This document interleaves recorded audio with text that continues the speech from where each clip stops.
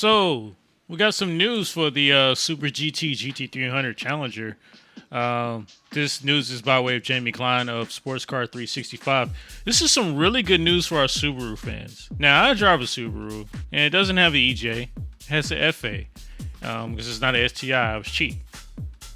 If I could go back, I would have got an STI. But that's a different story. All right, so this news comes from Jamie Klein, like I said, Sports Car 365. Check it out. Link will be in the description. Subaru reveals new engine for GT300 Challenger. Newly developed 6-cylinder twin-turbo engine replaces retired EJ20 as Subaru aims for first GT300 title since 2021. This is very interesting. Because they did retire the EJ. The EJ is no more. It's looking like the Toyota the 2J. Just doesn't exist anymore, which I feel like is going to make the prices go up on the EJs. But some people don't feel like that's the case. But that's kind of really like supply and demand. When something's, when something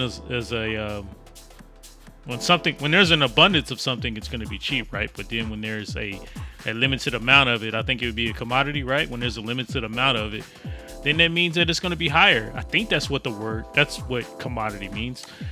Hold on. Let's check that out. Commodity, a basic good, raw material, agriculture, blah, blah, blah, often exchanged where prices determine the supply. I'm totally looking at that all wrong. So don't listen to me when it comes to terms, economic terms. Let's just move on, because I made myself look like a dummy. Subaru has revealed the engine specifications for the 2026 Super GT Challenger, following its decision to retire the long-serving EJ20 engine. At the Tokyo Auto Salon on Friday, Subaru announced that its number 61 Subaru BRZ will be powered by a 3-liter twin-turbo flat-six engine developed out of the EG33 unit used in the SVX Coupe in the 1990s. Interesting. SVX Coupe. What does that look like? I don't think I've ever seen that. SVX Coupe. Subaru. Let's see. Oh! This thing? This thing right here?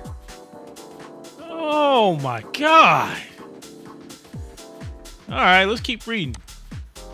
A Subaru statement said the increased engine displacement and cylinder count enhances the engine performance while further refining the Subaru BRZ's renowned cornering capabilities to elevate competitiveness. The new engine is understood to have been tested in a mule car during a GT Entrance Associates test at Motegi last October. Subaru will field an unchanged driver lineup of Takuto.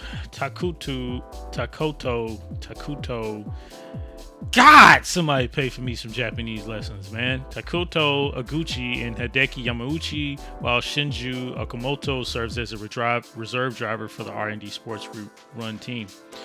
Masahiro Azawa continues in his role as general manager, and while a tire supplier was not specifically named, it is expected the car will continue to utilize Dunlops. Subaru introduced a revamped BRZ for 2025 with heavily revised aerodynamics, finishing 9th in GT300 standings, with second place finishes in Suzuka and Motegi, with a last lap engine problem robbing Gucci and Yamauchi of victory at Fuji. In addition to its Super GT program, Subaru will also continue its work-supported efforts in Nürburgring 24 and in Super Taiko. At the Nürburgring 24, the upgraded Subaru WX NBR Challenge car will be driven by Iguchi, Carlo Van Dam, Kota Sasaki, Rintaro Kubo, as the marquee seeks to not only win the SP4T class, but also beat the opposition competing in the SP8T class. Iguchi and Yamauchi will be part of the Subaru effort in Super Taiko's ST-Q class, with an all-new car based on the Performance B STI concept revealed late last year, using Ineos low-carbon gasoline in its horizontally opposed 4-cylinder turbo engine. This is engineering. It's not engineering. That's a new word. This is engineering. So it's not interesting. This is engineering. I'm curious to see what this thing sounds like. I've seen that car like once or twice, but I really don't know too much about it. But yeah, I haven't really seen too much about it. I don't really know that much about it. Let's see. mean, I guess it was released. I just never just really saw too much on it, you know. But hey, that's what's up, though. I can't wait to see it. I can't wait to see it in 2026.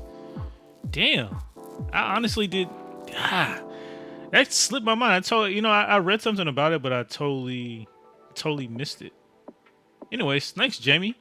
Thanks for that great article. I totally forgot about that one, man. Hey, make sure to stay tuned to Super GT. I'm sorry. Still rusty at this, man. Hey, make sure to stay tuned to Kita Auto for all your Super GT news on this side of the globe. Outside of that, man, I'll check you later.